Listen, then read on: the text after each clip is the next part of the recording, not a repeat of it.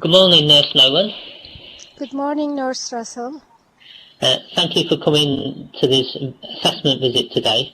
Our brief is to visit a lady in this house who's been diagnosed with early stage dementia, and she's been diagnosed quite recently.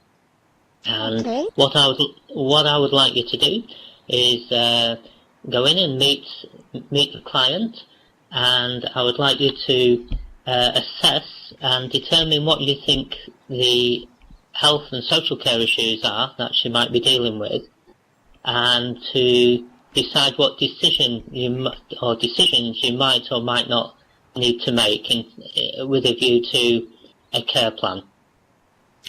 Okay, so let's go and visit this person in their house.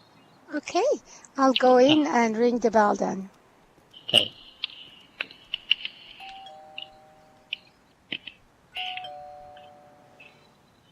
Hello. Come on in. Hello. Good morning. My name is Nurse Nolan, and I am here with Nurse Russell. We are here to visit Michelle. Is that Michelle? Yes, that's me. Come on in, please. I've been expecting you. After you, Nurse Nolan. Thank you, Nurse Russell.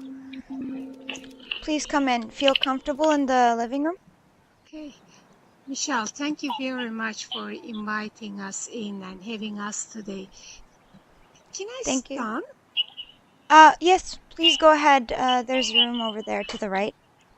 Okay, thank you very much. Tell me, Michelle, how are you feeling recently? Good. Nothing's changed much recently, actually. That's very good. And how did you find your visit to the doctor?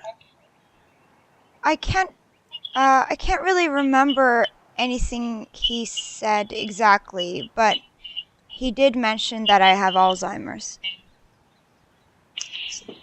So what do you feel about that? I'm still functioning, but I guess I'm mostly scared about losing my abilities. What do you mean, abilities? Well, I start talking to people, for example, and I suddenly forget what I'm talking about. It blocks me. Do you feel anything else? I feel guilty. In what way do you feel guilty, Michelle? I feel like a dead weight around my husband's neck sometimes. So, part of the information seeking in the scene is for the student to notice the visual cues. So, for example, on the table we have a smoking cigarette, we have books, we have a television, we have plants, we notice the state of the carpet, and we notice a spilt drink. Other cues in the room are there's a temperature gauge on the wall, and it gives some indication to the environment of whether it's too cold for safety, for example. Bearing in mind this house location is set in a Canadian environment, which has different winters and different extremes of temperature to the UK. We noticed that the clients left the door open when we went into the house, which may be a cue for the student. We go into the kitchen, and we can embed on the table a patient document. This could be a prescription, for example, from a doctor. It could be other healthcare notes which are held in the client's house. We notice the kitchen and utility area, and we're looking here for risks, and we'll be considering is this client demonstrating any safety issues. And we also have a refrigerator, and the idea of this as an object is to give some cues about the diet and prompts to ask the patient or client if they're eating well, if there are any problems they perceive in eating. And of course we can ask the husband the same. In the early stage of the onset of this disease, it shouldn't be too much of a problem, but later on in future scenarios it does become an issue, and the diet and nutrition becomes much more of a care plan issue. So that's what we have here. So in this closing scenario, the student has to make a polite closure to the assessment, reflect back to the client the initially identified issues, to triangulate with the client that they recognize those as issues for themselves. Okay, Michelle, thank you so much for having us today, and we have now completed the assessment.